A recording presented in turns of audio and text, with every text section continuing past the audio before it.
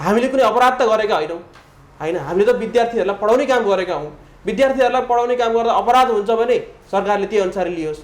मेरो आग्रह सम्पूर्ण चाहिँ यो सरकार चलाइरहनु भएको छ र उहाँहरू मन्त्रीदेखि लिएर गएर शिक्षा क्षेत्रमा लाग्नुभएका दिग्गज व्यक्तित्वहरूलाई मेरो के आग्रह छ भन्दाखेरि सकेसम्म छिटो यो शैक्षिक सत्रको लागि एउटा क्यालेन्डर सार्वजनिक गरिदिनुहोस्, जसले गर्दा विद्यार्थीहरूको चाहिँ जुन अहिले कोल्याप्स हुन लागेको शैक्षिक सत्र छ यसलाई हामी पुरा गर्न सकौँ र अर्को वर्षलाई कुन हिसाबले अगाडि जान सकिन्छ भन्ने कुरा पनि हामीले अर्को कार्ययोजना बनाउन सकौँ भन्ने मेरो धारणा हो। मेरो प्रश्न हाम्रो देशका शिक्षा मन्त्री ज्यूलाई के छ भने हामी निजी विद्यालय सञ्चालकहरूलाई तपाईँले उपस्थित गरेर सामुदायिक विद्यालयलाई मात्रै अगाडि बढाउने हो भने हामीले तिरेको ट्याक्स र हामीले तपाईँहरूको अधीनमा रहेर गरेको कामको मूल्याङ्कन के हुन्छ, यसमा शिक्षा मन्त्रीले पनि जवाफ दिनुपर्छ र अबको कार्ययोजना के हुन्छ। अब यो अहिले जुन शिक्षा मन्त्रीले भन्नुभएको छ निजी विद्यालयहरूले अनलाइनको शुल्क लिन पाउँछन् भन्नुभएको छ, जुन कुरा वैशाखमा हुनुपर्ने कुरा शिक्षा मन्त्रीज्यूले अहिले आएर गर्नुभएको छ, तर ढिलै भए पनि राम्रो कामको सुरुवात त भएको छ।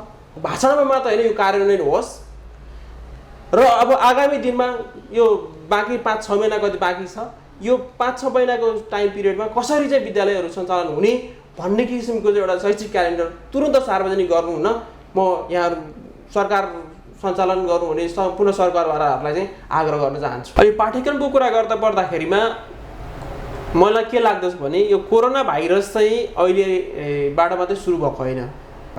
नेपालमा चाहिँ तपाईँको चैतबाट चाहिँ यो देखिएको, चैतबाट चाहिँ यहाँ लकडाउन पनि सुरु भयो नेपालमा र यो विगत 5 महिनादेखि अहिले भदौसम्म आइपुग्दाखेरिमा शिक्षा मन्त्रालय के हेरेर बसेको थियो?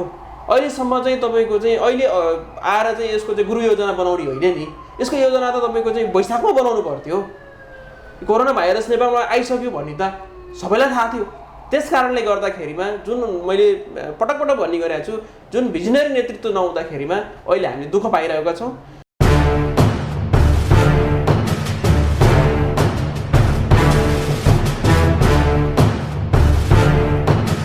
दर्शकवृन्द नमस्कार, म राजीव खड्का, दियालो संवाद कार्यक्रममा यहाँहरूलाई स्वागत छ।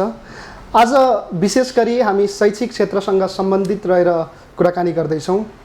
यति बेला हामीमा आज प्याप्सन काठमाडौँ महानगर समितिका सदस्य साथै प्याप्सन महाधिवेशन प्रतिनिधि, त्यसै गरी महर्षि स्कुल तथा कलेजका प्रिन्सिपल निर्मल पौडेल हुनुहुन्छ। उहाँलाई दियालो संवाद कार्यक्रममा स्वागत गर्दछु। स्वागत छ यहाँलाई। धन्यवाद सर। दिनहरू कसरी बित्दैछन् यहाँको?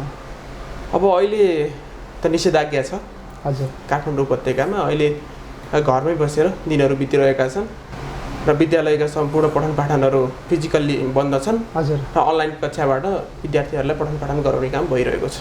अनलाइन कक्षाहरू सञ्चालन भइरहेको अवस्थामा कसरी व्यवस्थापन गरिरहनु भएको छ? यस्तो छ, अब हामीले चाहिँ विगत 5 महिनादेखि नै अनलाइन कक्षालाई निरन्तरता दिइरहेका छौँ। हजुर, यो चैतबाट लकडाउन भइसकेपछि वैशाखबाट नै हामीले हाम्रो विद्यार्थीहरूलाई दिनमा 4वटा विषय हजुर पढाउने र भोलिपल्ट अर्को 4वटा विषय पढाउने गरेर 8वटा सब्जेक्ट चाहिँ हामीले निरन्तर सञ्चालन गरिरहेका छौँ। यसरी नै हाम्रो अनलाइन कक्षाहरू सञ्चालन भइरहेका छन्। आइतबारदेखि शुक्रबारसम्म, सन्डेदेखि फ्राइडेसम्म 6 दिनै सञ्चालन भइरहेको छ। अब शनिबार चाहिँ हामीले यसलाई अनलाइन क्लासलाई चाहिँ अफ गरेका छौँ अहिलेलाई। वैशाखदेखि नै सुरु गर्नुभयो? हजुर, वैशाखबाटै सुरु गर्नु। सरकारले त सुरु गर्नु भनेको थिएन वैशाखदेखि नै? होइन, यस्तो छ, अब विद्यार्थीहरूको भविष्यलाई सरकारले भन्दा पनि हामी विद्यार्थीहरूको भविष्य प्रमुख देख्यौँ। हजुर, होइन, विद्यार्थीहरू घरभित्र बसेर उहाँहरूले चाहिँ बिना पढाइ चाहिँ बस्नुपर्ने बाध्यता होइन, उहाँहरूलाई हामीले जुन तरिकाले विद्यालयमा सिकाइरहेका थियौँ त्योबाट वञ्चित हुनुपर्ने अवस्था र उहाँको सिकाइलाई विद्यार्थीहरूको सिकाइलाई पनि निरन्तरता दिउँ भनेर हामीले वैशाखबाटै विद्यार्थीहरूलाई अनलाइन कक्षा पढाउन सुरु गऱ्यौँ, ताकि त्यतिखेर सरकारले अनलाइन कक्षा सुरु गर्नु भनेर भनिसकेको थिएन। हामीलाई के लाग्यो भने हामीले निरन्तर सिकाइको प्रक्रियामा अगाडि बढाइरहेका विद्यार्थीहरू एकाएक लकडाउनमा घरभित्र बस्न बाध्य हुँदाखेरिमा विद्यार्थीहरूमा पर्ने मनोवैज्ञानिक असर कस्तो होला भन्ने हामीले त्यो कल्पना गऱ्यौँ र सरकारको निर्णयभन्दा पहिला नै हामीले त्यो सुरु गऱ्यौँ अन्ततोगत्ता सरकारले पनि यो अनलाइन कक्षालाई मान्यता दिइसकेको अवस्था छ। जुन कुरा सरकारले पहिले निर्णय गर्न पर्थ्यो पछि आएर निर्णय गरेको अवस्था अहिले आएर छर्लङ्ग भएको छ र यो अनलाइन कक्षा प्रभावकारी बनाउनुपर्छ भन्ने पनि सरकार लागिरहेको कुरा पनि यहाँलाई अहिले सर्वविदितै छ। अहिलेको परिप्रेक्ष्यमा अनलाइनको विकल्प छैन। अनलाइनलाई कसरी प्रभावकारी बनाउन सकिन्छ भन्नेमा हामी लाग्नु जरुरी छ हैन। हामीले कुनै अपराध त गरेका होइनौँ हैन। हामीले त विद्यार्थीहरूलाई पढाउने काम गरेका हौँ। विद्यार्थीहरूलाई पढाउने काम गर्दा अपराध हुन्छ भने सरकारले त्यही अनुसार लियोस् हैन। त्यसकारणले गर्दाखेरि अब हामीले यो 5-6 महिना बाँकी छ, अझै पनि यो ढिला निर्णय भयो भने यो शैक्षिक सत्र पुरा नहुने हो कि यो शैक्षिक सत्र नै चाहिँ कोल्याप्स हुने हो कि भन्ने एउटा चाहिँ मनमा चाहिँ त्रास सिर्जना हुने अवस्था सिर्जना भइसकेको छ। त्यसकारणले गर्दा मेरो आग्रह सम्पूर्ण चाहिँ जुन सरकार चलाइरहनु भएको छ र उहाँहरू मन्त्रीदेखि लिएर गएर शिक्षा क्षेत्रमा लाग्नुभएका दिग्गज व्यक्तित्वहरूलाई मेरो के आग्रह छ भन्दाखेरि सकेसम्म छिटो यो शैक्षिक सत्रको लागि एउटा क्यालेन्डर सार्वजनिक गरिदिनुहोस्, जसले गर्दा विद्यार्थीहरूको चाहिँ जुन अहिले कोल्याप्स हुन लागेको शैक्षिक सत्र छ यसलाई हामी पुरा गर्न सकौँ र अर्को वर्षलाई कुन हिसाबले अगाडि जान सकिन्छ भन्ने कुरा पनि हामीले अर्को कार्ययोजना बनाउन सकौँ भन्ने मेरो धारणा हो। तपाईँ आफै नगर कमिटीको सदस्य पनि हुनुहुन्छ। हजुर। प्याप्सनले के कस्ता कार्यक्रमहरू सञ्चालन गरिरहेको अवस्था छ? हजुर, यस्तो छ। अब यो के छ भनेर भन्नुहुन्छ भने अब राज्यले अब निजी विद्यालयहरूलाई चाहिँ अलिकति उपेक्षा गरेको जस्तो हामीले महसुस गरेका छौँ। अब यो अनलाइन को सिलसिलामा भनौँ अथवा चाहिँ यो टेलिभिजन दूरशिक्षा कार्यक्रम भनौँ, यो सबै कुरालाई हामीले अहिले हेर्दाखेरिमा त के निजी विद्यालयका शिक्षकहरू शिक्षक होइनन्? निजी विद्यालयका विद्यार्थीहरू चाहिँ विद्यार्थी होइनन्? सरकारले चाहिँ यो सबै कुरालाई चाहिँ नजरअन्दाज गरेर यो सबै कुरालाई चाहिँ एक साइडमा बिर्सिएर थन्क्याएर जुन हामी प्याप्सन भनेको हाम्रो निजी विद्यालयहरूको चाहिँ एउटा चाहिँ छात्र सङ्गठन हो, हामीलाई नै व्यवस्था गरेर जुन किसिमको चाहिँ सामुदायिक विद्यालयका विद्यार्थीहरूलाई मात्रै लक्षित गरेर एउटा चाहिँ शिक्षा प्रणालीले लागू गरिरहेको छ, त्यो असाध्यै खेदजनक छ। किन भन्नुहुन्छ भने प्याप्सनले त जुन सरकारले सामुदायिक विद्यालयको लागि टेलिभिजन कार्यक्रम सुरु गरेपछि प्याप्सनले पनि सुरु त गर्यो हैन। किनभने हामीसँग प्याप्सनसँग प्रशस्त स्रोत साधन छैन, हामीसँग बजेटको पनि अभाव छ। त्यसकारणले गर्दा हामीले त्यसलाई चाहिँ निरन्तरता दिन सकेनौँ।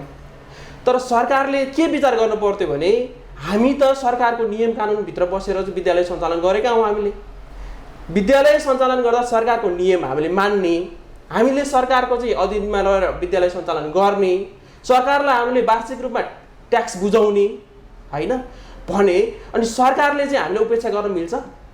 यो त सङ्कटको अवस्था हो नि हैन। के हाम्रो निजी विद्यालयमा पढ्ने विद्यार्थीहरूको चाहिँ मनोभावना चाहिँ उहाँहरूले बुझ्नु पर्दैन? उहाँहरूमा कस्तो किसिमको असर परेको होला, उहाँहरूको मानसिकता कस्तो भएको होला अहिले, यो विषयमा पनि सरकार गम्भीर हुन जरुरी छ। मेरो प्रश्न हाम्रो देशका शिक्षा मन्त्री ज्यूलाई के छ भने हामी निजी विद्यालय सञ्चालकहरूलाई तपाईँले उपेक्षा गरेर सामुदायिक विद्यालयलाई मात्रै अगाडि बढाउने हो भने हामीले तिरेको ट्याक्स र हामीले तपाईँहरूको अधीनमा रहेर गरेको कामको मूल्याङ्कन के हुन्छ? यसमा शिक्षा मन्त्रीले पनि जवाफ दिनुपर्छ र अबको कार्ययोजना के हुन्छ? अब यो अहिले जुन शिक्षा मन्त्रीले भन्नुभएको छ निजी विद्यालयहरूले अनलाइनको शुल्क लिन पाउँछन् भन्नुभएको छ, जुन कुरा वैशाखमा हुनुपर्ने कुरा शिक्षा मन्त्रीज्यूले अहिले आएर गर्नुभएको छ। तर ढिलै भए पनि राम्रो कामको सुरुवात त भएको छ र यो भाषणमा मात्र होइन, यो कार्यान्वयन होस्। र अब आगामी दिनमा यो बाँकी 5-6 महिना कति बाँकी छ, यो 5-6 महिनाको टाइम पिरियडमा कसरी चाहिँ विद्यालयहरू सञ्चालन हुने भन्ने किसिमको चाहिँ एउटा शैक्षिक क्यालेन्डर तुरुन्त सार्वजनिक गर्नु हुन म यहाँहरू सरकार सञ्चालन गर्नुहुने सम्पूर्ण सरकारवालाहरूलाई चाहिँ आग्रह गर्न चाहन्छु। जसरी प्याप्सनसँग स्रोत र साधनको कमीको कुरा गर्नुभयो, हजुर, सम्बन्धित निकायसँग माग गर्नुभयो जसरी सरकारसँग? होइन, हामीले त पटक पटक भनेका छौँ, सरकारलाई ज्ञापन पत्र पनि बुझायौँ, तपाईँले देखिहाल्नु भएको छ। काठमाडौँ महानगरपालिकाको तर्फबाट र समग्र सिङ्गो केन्द्रीय प्याप्सनको तर्फबाट पनि हामीले ज्ञापन पत्र पनि बुझायौँ, धेरैचोटि सुझाव पनि दियौँ। शिक्षा क्षेत्रलाई अगाडि बढाउनलाई के गर्नुपर्छ, भनेर हामीले धेरैचोटि अन्तर्क्रिया पनि गऱ्यौँ, तर यसमा सरकारले सुनेन। अहिलेसम्म सुनेको अवस्था छैन। अलिअलि हो कि भनेको जस्तो चाहिँ छ, तर यो सबै कुरा भाषणमा मात्रै सीमित भएको छ। देशको शिक्षा क्षेत्र भनेको देश विकासको एउटा चाहिँ प्रमुख हिस्सा, मुख्य देश विकासमा उपलब्ध चाहिने चाहिँ एउटा प्रमुख स्रोत नै तपाईँको चाहिँ यो कोभिड-19 कोरोना भाइरसको कारणले प्रभावित भएको बेलामा सरकारले, राज्यले यसरी उपेक्षा गर्दाखेरिमा देशको जनशक्ति पुरै यो 1 वर्ष चाहिँ लस हुँदाखेरिमा धेरै ठुलो असर पर्ने अवस्था मैले देखेको छु। त्यसकारणले गर्दा यो विषयमा तुरन्त केही सोचेर केही योजनाहरू तुरन्त सार्वजनिक गर्नुपर्ने अवस्था भएको छ। भनेपछि सरकारप्रति यहाँको गुनासो धेरै छन्। अनि गुनासोहरू धेरै छन्, किन भन्दाखेरि सरकार एउटा भिजनरी नेतृत्व भएन होइन। सरकारले जुन कुरा चाहिँ पहिले गर्नु पर्थ्यो त्यो कुरा समयमा नगर्दाखेरिमा अहिले यो स्थिति आएको। सबै विद्यार्थीलाई समावेश गर्न सक्नु भएको छ?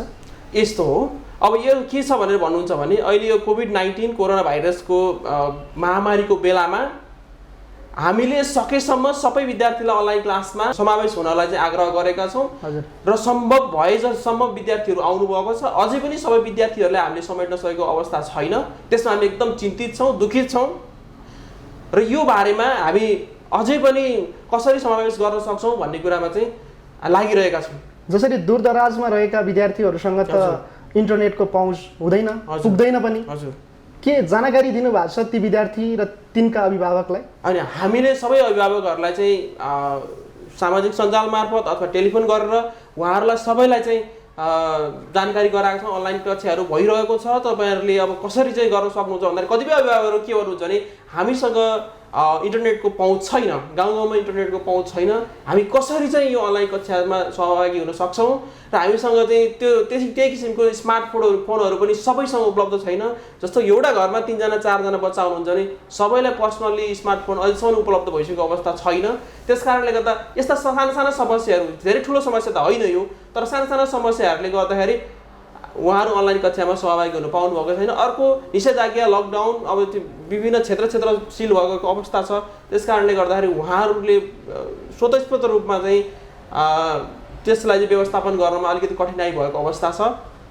म आग्रह गर्न चाहन्छु सबै अभिभावकज्यूहरूलाई सकेसम्म अहिले यो अवस्थामा कोभिड-19 कोरोना भाइरसको अवस्थामा अनलाइन क्लासको विकल्प छैन र सबैलाई चाहिँ यथाशीघ्र छिटो चाहिँ अनलाइन क्लासमा सहभागी हुनको लागि म पनि हार्दिक अनुरोध गर्दछु। भनेपछि ती इन्टरनेटका पहुँच नभएका अभिभावकले पनि आफ्नो विद्यार्थीलाई पढाउन खोजिरहनु भएको छ? हजुर, इन्टरनेटको पहुँचमा नहुनु भएका विद्यार्थीहरूलाई उहाँहरूलाई पढाउन इच्छा छ, तर हामी चाहन्छौँ नेपाल सरकारले यो बारेमा चाहिँ गाउँमा अब नेपाल टेलिकमको मार्फतबाट चाहिँ त्यसलाई चाहिँ निःशुल्क केही समयको लागि चाहिँ सहुलियत दरमा चाहिँ इन्टरनेट उपलब्ध गराएर हुन्छ कि अथवा अर्को कुनै विकल्प खोजेर हुन्छ कि त्यस्तो अभिभावकहरूलाई चाहिँ समावेश गर्नको लागि चाहिँ केही सहयोग सरकारी तौरबाट होस् भन्ने हाम्रो अपेक्षा छ। जसरी नेपालको परिवेशमा कुरा गर्ने हो भने हजुर, एक परिवारभित्र विद्यालय स्तरका विद्यार्थीहरू भएको सङ्ख्या अलिक बढी नै हुने गर्दछ। जसरी एकभन्दा बढी सङ्ख्यामा हुने गर्दछ, जसको घरमा चाहिँ एउटा सेल फोनले पनि, एउटा मोबाइल फोनले पनि अनलाइन क्लास चाहिँ ती 2-3टा बालबालिका भएको ठाउँमा पनि एउटा मोबाइल फोनको भर पर्नु परेको अवस्था छ।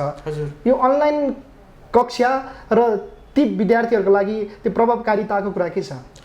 यस्तो छ, अब यो प्रभावकारिताको कुरा गर्नुहुन्छ भने हामी अहिले सङ्कटको अवस्थामा छौँ। यो फिजिकल्ली विद्यालयमा उपस्थित भएर पढेको जस्तो र पढाएको जस्तो प्रभावकारी अनलाइन कक्षा त हुँदैन। तर अब अहिलेको अवस्थामा अनलाइन कक्षाको भन्दा अर्को विकल्प पनि नभएको हुनाले यसलाई कसरी प्रभावकारी बनाउन सकिन्छ भन्नेमा नै हामीले सोच्नुपर्ने अवस्था आएको छ।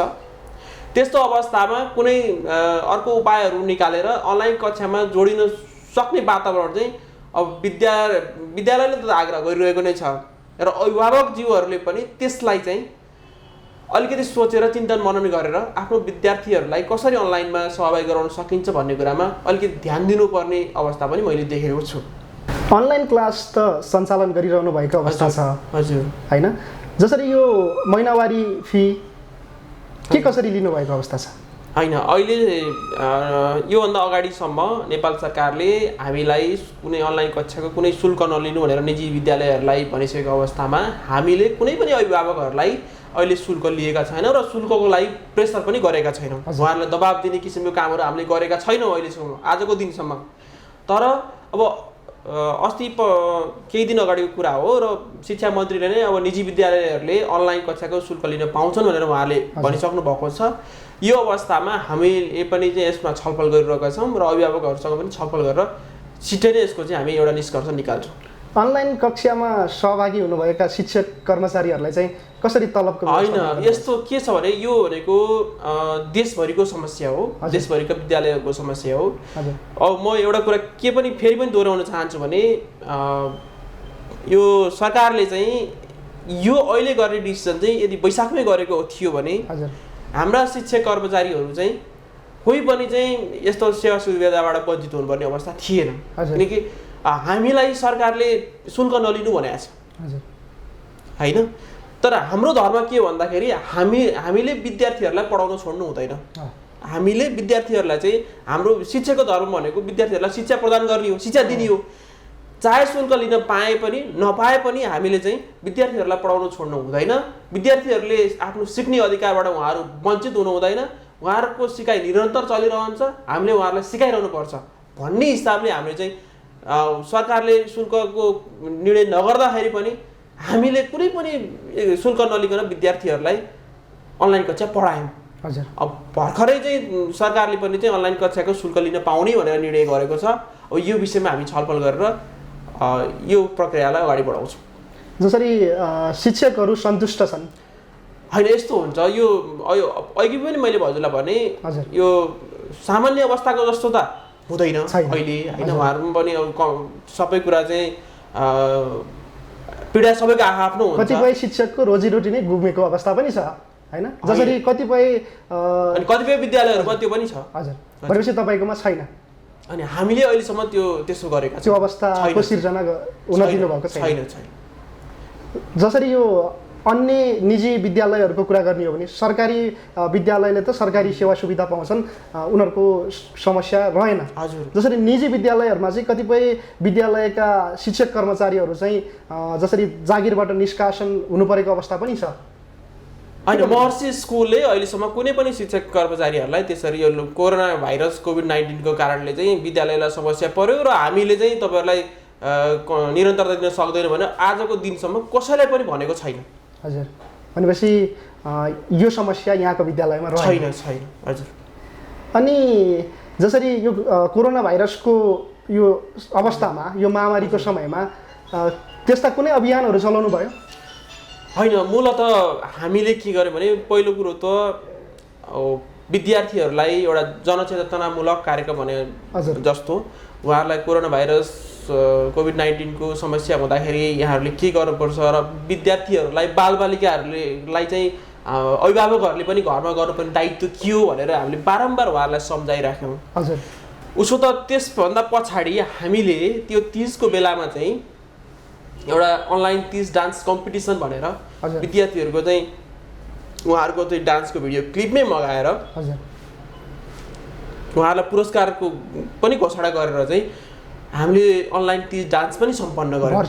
भर्चुअल अनलाइन 30 डान्स कम्पिटिसन पनि सञ्चालन गऱ्यौँ र अनलाइन फोटो कम्पिटिसन पनि सञ्चालन गऱ्यौँ। यो गर्दाखेरि विद्यार्थीहरूमा केही न केही उहाँहरूको प्रतिभा चाहिँ प्रस्फुटन भएको हामीले पायौँ होइन। यो जुन किसिमको अभियान विद्यालयले सञ्चालन गरिरहेको छ, अभिभावकहरू पनि खुसी हुनुहुन्छ, विद्यार्थीहरू पनि खुसी हुनुहुन्छ र अब आगामी दिनमा पनि यो यदि यही अवस्था रहिरह्यो भने यसलाई कसरी चाहिँ हामी व्यवस्थापन गर्दै लाने भन्ने कुरामा हामी अलिकति चिन्तित छौँ र यसमा चाहिँ हामी अझै पनि अगाडि बढिरहेका छौँ। अबको भोलिको दिनमा हामीले सरकारको नीति र कार्यक्रम के आउँछ त्यो हेरेर बाँकी कार्यक्रमहरू हाम्रो चाहिँ अगाडि बढ्छ। जसरी शिक्षा मन्त्रालयबाटै ल्याइएको एउटा विज्ञप्तिमा भनिएको छ, जसरी अबको यो बाँकी समयमा चाहिँ पुरा यो पाठ्यक्रमको जसरी 70% चाहिँ समावेश गर्ने र 70% चाहिँ पढाउने भन्ने कुरा छ।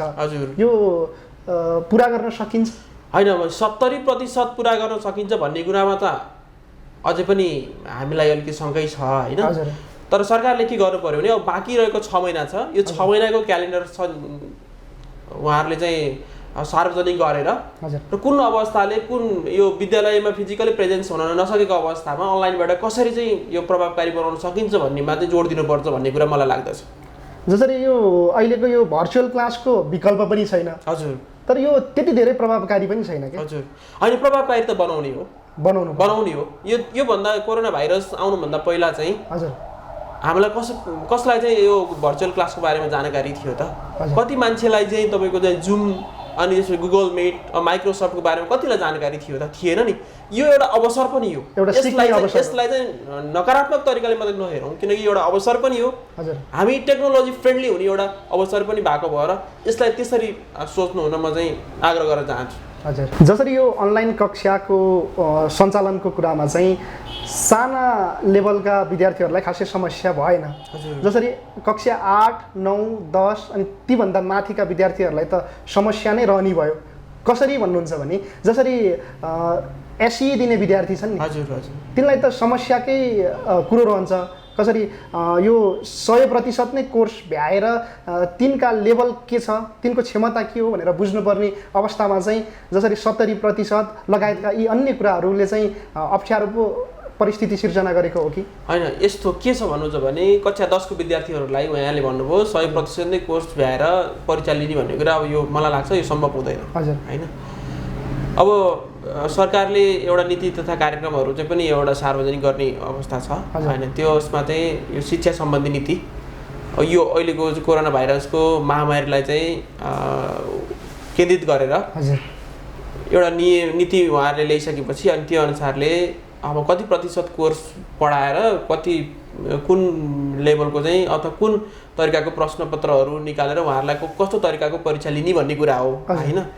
अब 10 कक्षाको मात्रै नभएर तपाईँले अहिले कक्षा 12 को हेर्नुभयो भने पनि कक्षा 12 को परीक्षा हुन सकेको छैन होइन। सरकारले यो 12 को परीक्षालाई के गर्ने? यो 12 को परीक्षा भनेको त अन्तर्राष्ट्रिय स्तरमा मान्यता प्राप्त हुने परीक्षा हो होइन। यसको चाहिँ रिजल्ट त अब अहिले जसरी कक्षा 10 को आन्तरिक मूल्याङ्कन गर्यो त्यसरी नै सम्भव हुँदैन भन्ने कुरा चाहिँ सर्वत्र चर्चाको विषय बनेको छ। त्यस कारणले गर्दा यो 12 को परीक्षा कसरी गराउने भन्नेमा सरकार लागिरहेको अवस्था हामीले बुझेका छौँ। त्यसकारण विश्वविद्यालयहरूको परीक्षा पनि रोकिया छ। उहाँहरूको चाहिँ विश्वविद्यालयहरूको चाहिँ विद्यार्थीहरूको 1 वर्ष लस हुँदाखेरि राज्यलाई कति क्षति पुग्छ होइन? यो विषयमा सरकारले के सोचेको छ भन्ने चाहिँ मेरो मूल प्रश्न हो क्या। अब त्यस्तै गरी सरले भन्नुभयो है तपाईँको चाहिँ साना विद्यार्थीहरूलाई पनि समस्या छ, समस्या नभएको होइन। साना विद्यार्थीहरूलाई पर्सनल्ली जुन हामीले केयर गरिन्थ्यो विद्यालयमा त्यो किसिमको चाहिँ टेक केयर नहुनु पनि सक्छ, प्रभावकारी नहुनु पनि सक्छ त्यति त्यो लेभलको। तर यसलाई चाहिँ हामीले सकेसम्म म्याक्सिमम युज गर्ने हो र अनलाइन कक्षालाई हामीले सके जति प्रभावकारी बनाउने हो। ठ्याक्कै सरकारले पाठ्यक्रम यस्तो बनाइदिए हुन्थ्यो भन्ने तपाईँको केही इच्छा चाहना छ? अनि पाठ्यक्रमको कुरा गर्दा पर्दाखेरिमा मलाई के लाग्दछ भने यो कोरोना भाइरस चाहिँ अहिलेबाट मात्रै सुरु भएको होइन। यो विश्वको परिप्रेक्ष्यमा हेर्नुहुन्छ नि चाइनाबाट त्यो विगत जनवरीतिरै यो सुरु भएको देखिएको होइन। त नेपालमा चाहिँ तपाईँको चैतबाट चाहिँ यो देखिएको, चैतबाट चाहिँ यहाँ लकडाउन पनि सुरु भयो नेपालमा। र यो विगत 5 महिनादेखि अहिले भदौसम्म आइपुग्दाखेरिमा शिक्षा मन्त्रालय के हेरेर बसेको थियो? अहिलेसम्म चाहिँ तपाईँको चाहिँ अहिले आएर चाहिँ यसको चाहिँ गृह योजना बनाउने होइन नि, यसको योजना त तपाईँको चाहिँ वैशाखमा बनाउनु पर्थ्यो। कोरोना भाइरस नेपालमा आइसक्यो भन्ने त सबैलाई थाहा थियो। त्यस कारणले गर्दाखेरिमा जुन मैले पटक पटक भन्ने गरेको छु, जुन भिजनरी नेतृत्व नहुँदाखेरिमा अहिले हामीले दुःख पाइरहेका छौँ। र अबको पछाडिको 6 महिना पनि यदि यो गफमा मात्रै सीमित हुने हो भनेर सरकारले चाहिँ भाषणमा मात्रै गरेर चाहिँ हामीलाई आश्वस्त बनाउन खोज्ने हो भने अझै पनि यो शैक्षिक सत्र चाहिँ खतरामा पर्ने जस्तो मैले बुझेको छु। त्यस कारणले गर्दाखेरिमा यथाशीघ्र छिटो चाहिँ शैक्षिक क्यालेन्डर सार्वजनिक गरेर विद्यार्थीहरूको चाहिँ अनलाइन कक्षा पनि दूर दराजमा भएको विद्यार्थीहरूलाई पनि समेट्ने गरी कुन किसिमको चाहिँ विकल्प तयार हुनसक्छ भनेर सोचेर यो ल्याउनको लागि चाहिँ म सम्पूर्ण सरकारवालाहरूसँग चाहिँ अनुरोध गर्न चाहन्छु। भर्खरै मात्र कक्षा 10 को विद्यार्थीहरूको आन्तरिक मूल्याङ्कनपछि परीक्षाफल प्रकाशन भएको अवस्था छ। ती विद्यार्थीहरू कक्षा 11मा भर्नाको विषयमा हजुर तपाईँको विद्यालयले चाहिँ के कस्तो योजनाहरू तय गरेको अवस्था छ? सर्वप्रथम त सम्पूर्ण एससी ग्रेजुएट्सहरूलाई चाहिँ म हार्दिक बधाई तथा शुभकामना भन्न चाहन्छु। र गत वर्ष महर्षि कलेजमा हामीले चाहिँ साइन्स म्यानेजमेन्ट ह्युमेनिटिज र स्पेसल ल फ्याकल्टी सञ्चालन गर्दै आएकोमा र अहिले पनि यो नयाँ पाठ्यक्रम अनुसार त्यहीसँग सम्बन्धित सबै विषयहरू चाहिँ महर्षि कलेजमा कक्षा 11बाटै पठन पाठन हुने बेहोरा पनि सबै अभिभावकज्यूहरूलाई म यसै तपाईँको कार्यक्रम मार्फत जानकारी गराउन चाहन्छु। लगभग हामी अन्त्यमा छौँ।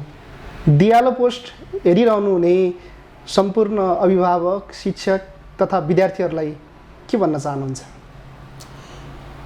सम्पूर्ण अभिभावक, शिक्षकहरू जो यो कार्यक्रम हेरिरहनु भएको छ र सम्पूर्ण विद्यार्थीहरूको लागि म के आग्रह गर्न चाहन्छु भने हामीले महर्षि स्कुल तथा कलेजले नर्सरीदेखि नै कक्षा 12सम्मकै कक्षाहरू अनलाइनबाट चाहिँ सञ्चालन गरिरहेको छ। निरन्तर विगत 5 महिनादेखि सञ्चालन गरिरहेको छ र सबै अभिभावकजीहरू जो अनलाइन क्लासमा चाहिँ उपस्थित सहभागी गराउनु भएको छ आफ्नो बालबालिकाहरूलाई र विद्यार्थीहरूलाई, उहाँहरूलाई पनि यसमा निरन्तरता दिनुहुन र जो अभिभावकहरूले चाहिँ आफ्नो बालबालिकाहरूलाई अहिलेसम्म पनि चाहिँ अनलाइन कक्षामा सहभागी गराउनु भएको छैन, उहाँहरूलाई यथाशीघ्र छिटो चाहिँ विद्यालयमा सम्पर्क गरेर अनलाइन कक्षामा सहभागी गराउनु हुन पनि हार्दिक अनुरोध गर्दछु। र कक्षा 12को केसमा पनि हामीले चाहिँ अनलाइन कक्षाहरू बिहानको समयमा सञ्चालन गरिरहेका छौँ र कक्षा 11को लागि पनि हामी केही दिनभित्रै छिट्टै नै विद्यार्थीहरूको भर्ना सँगसँगै अनलाइन रेजिस्ट्रेसन सँगसँगै यसलाई अनलाइन कक्षालाई पनि निरन्तरता दिने कुरा पनि यहाँहरू माझमा राख्न चाहन्छु। र यो कोरोना भाइरस कोभिड-19 को जुन महामारीबाट हामी सबैजना चाहिँ प्रभावित भएका छौँ। सबै अभिभावकज्यूहरूलाई आफ्नो घरमा यहाँहरू सुरक्षित रहनको लागि हार्दिक अनुरोध गर्न चाहन्छु। र जस्तै विद्यार्थी भाइ बहिनीहरू र सम्पूर्ण शुभचिन्तकहरूलाई पनि यो कोरोना भाइरसबाट चाहिँ यहाँहरू सबैजना सुरक्षित रहनुहोला र आफ्नो दैनिक जीवनमा नआत्तिकन आफ्नो जीवन सञ्चालन गर्नुहुन पनि म हार्दिक अनुरोध गर्न चाहन्छु। यो रोगसँग हामी आत्तिएर होइन, हामी जुटेर लडेर चाहिँ अगाडि बढ्नुपर्छ, यो नै मेरो सबैमा आग्रह हो। यो विषम परिस्थितिमा पनि यहाँले दियालो पोस्टलाई समय दिनुभयो। यहाँको अमूल्य समयको लागि धन्यवाद। हस्, धन्यवाद। हस्।